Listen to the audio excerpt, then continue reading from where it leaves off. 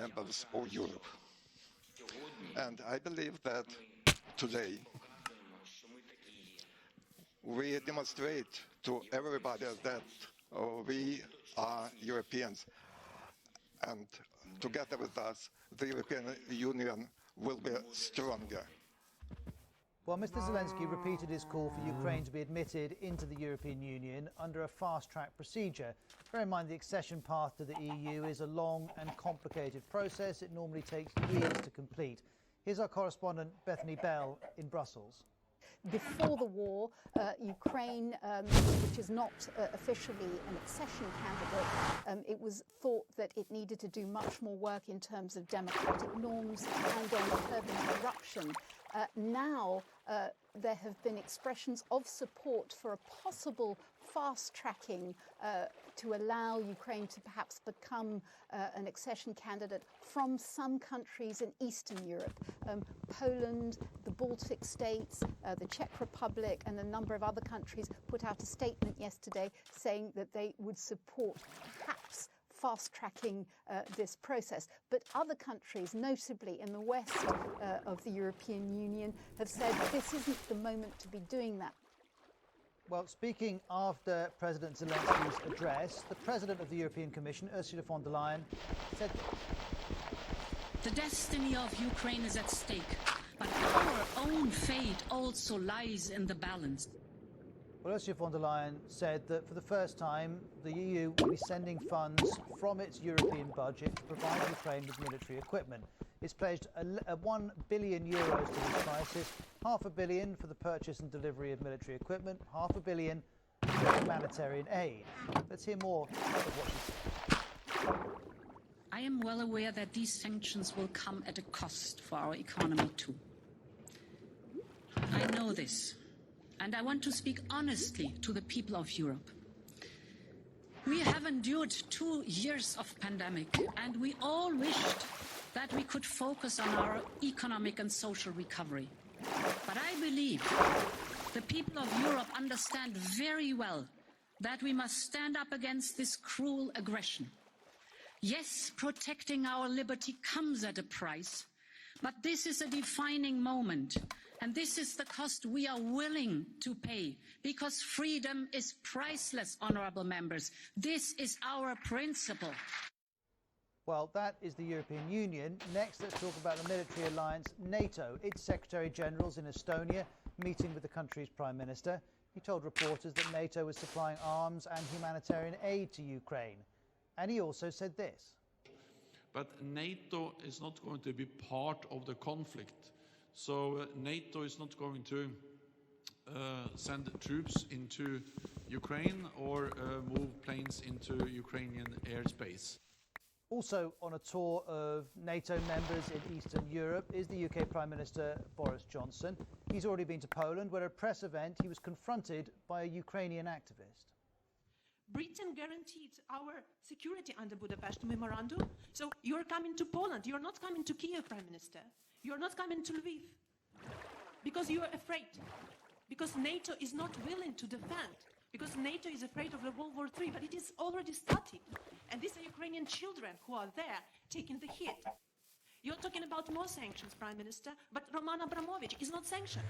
He's in London. His children are not in the bombardments. His children are there in London. Putin's children are in Netherlands, in Germany, in mansions. Where are all these mansions seized? I don't see that. I see that my family members, that my team members are saying that we are crying. We don't know where to run. This is what is happening, Prime Minister. Well, thank you very much for your questions, and thank you for getting here today. And I'm glad that you have been able to get here. And look, I just want to say that I'm acutely conscious that there is not enough that we can do as the UK government to help in the way that you want. And I've got to be honest about that. And when you talk about the no-fly zone, as I said to Volodymyr Zelensky, I think a couple of times, unfortunately, the implication of that is that the UK and would be engaged in shooting down Russian planes would be engaged in direct combat with Russia. That's not something that we can do or that we've envisaged. And I think the consequences of that would be truly very, very difficult. Meanwhile, at the UN Human Rights Council meeting in Geneva, there was the US Secretary of State who was questioning whether Russia should even remain a member of the Council. One can reasonably ask whether a UN member state that tries to take over another UN member state while committing horrific human rights abuses and causing massive humanitarian suffering should be allowed to remain on this council.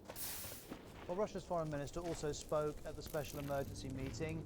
This is how he was received, with a mass walkout by Western ambassadors as soon as he started to speak. Sergei Lavrov was addressing both the UN Human Rights Council and the UN Conference on Disarmament. Let's hear what he said.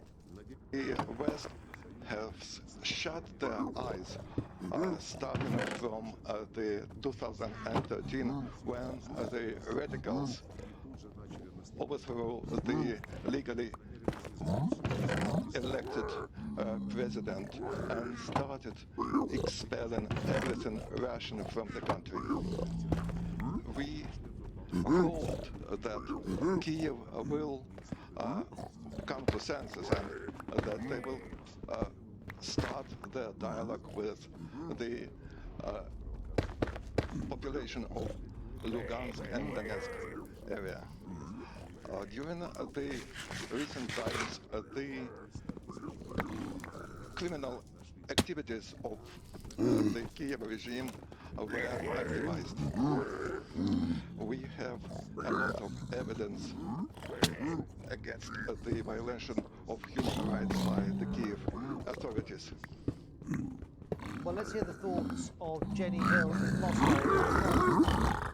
He made 2 points about Ukraine and nuclear weapons. First, he said that he believed Ukraine still had old Soviet nuclear capabilities and maybe some technology that was left over from the Soviet Union. But he also said that Russia would do absolutely everything to stop Ukraine acquiring nuclear weapons. And this tells us a lot, I think, about one of Russia's big aims here, one of the aims behind the war in Ukraine. And that, as we know, is that Vladimir Putin does not like NATO and he does not like its eastward expansion. He's concerned about Ukraine wanting to join NATO. So during that speech, Mr. Lavrov also said that Russia deemed it unacceptable that American nuclear weapons are in European countries, that even countries like Germany host weapons under their NATO obligation. He said it was time those countries gave nuclear weapons back to the US. Bear in mind, this is the foreign minister of a country which currently has its nuclear forces on a special state of alert. But this is one of the big issues that we must bear in mind when we look at what's happening in Ukraine and when we look at what Russia is doing and why it's doing it.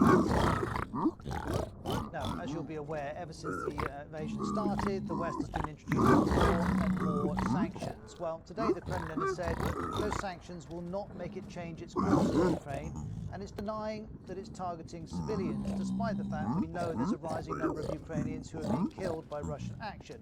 It remains unclear how the Russian public feels about all of this, and it's not clear whether they believe the narrative they're being told by state media. Our Moscow correspondent, Steve Rosenberg. From the military chiefs in Moscow, no hint of compromise. Russia's defense minister says the special military operation in Ukraine will continue until mission accomplished. From the politicians here, denials that Russia's an aggressor. Turns out it's the West's fault. Your country, all European countries, United States, Western civilization world is in information and hybrid war with Russia right now. Russian state TV continues to avoid the words war or invasion. They're banned. Instead, the official message is that in Ukraine, Russia is using force to bring peace. Like many Russians, Valentina Levina gets all her news from state TV. believes it. In Russia, television is a powerful tool for shaping public opinion about the war. A lot of what they say on TV, it's truth. It's true. How do you know? Well, you know, when I read in a foreign newspaper that, you know, Russians bombed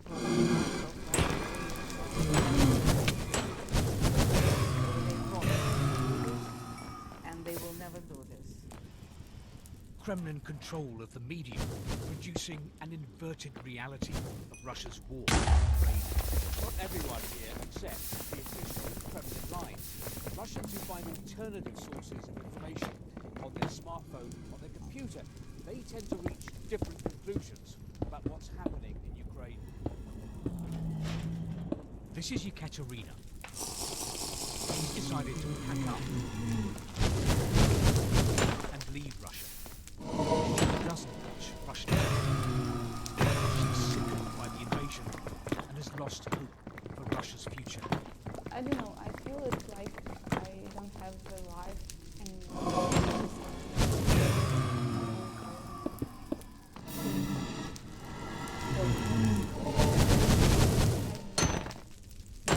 With the president.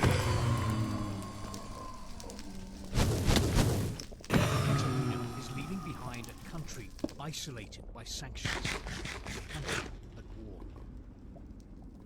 Well, as you know, it's now almost a week since Russia launched its invasion and its forces continue to move towards the capital, Kiev. Here's the assessment of the progress Russia has made. Special correspondent Jonathan Beard. Russian advances have slowed in recent days. There's been evidence of poor planning, with the Russians struggling with supplying their armoured convoys with basics like fuel, and seriously underestimating the strength of Ukrainian resistance. But they've still gained ground here in the south.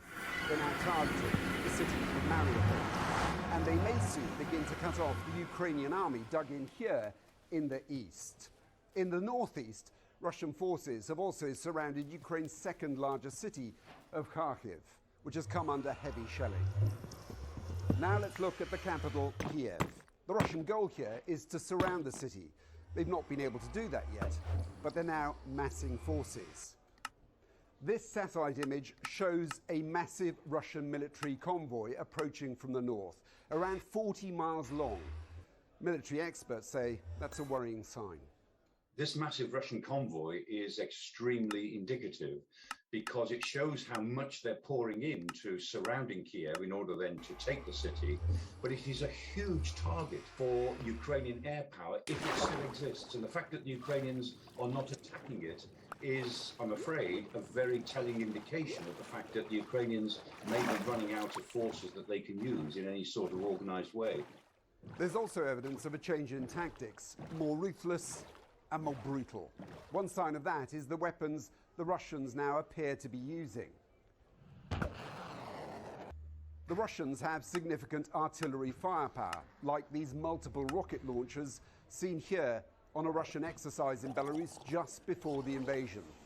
Devastating unguided weapons which are now targeting urban areas. This was the effect of those rocket launches on the city of Kharkiv yesterday when it came under Russian attack. There's also reports the Russians are now using cluster munitions, banned by many countries, including the UK. This looks like them being used in a car park, again in Kharkiv yesterday. And this is a reminder of what the Russian military is capable of doing with indiscriminate airstrikes and artillery, reducing the city of Aleppo in Syria to rubble, showing scant concern for civilian life. Thanks to Jonathan for that assessment. I'll be back with you in a couple of minutes' time to continue our coverage of Russia's invasion.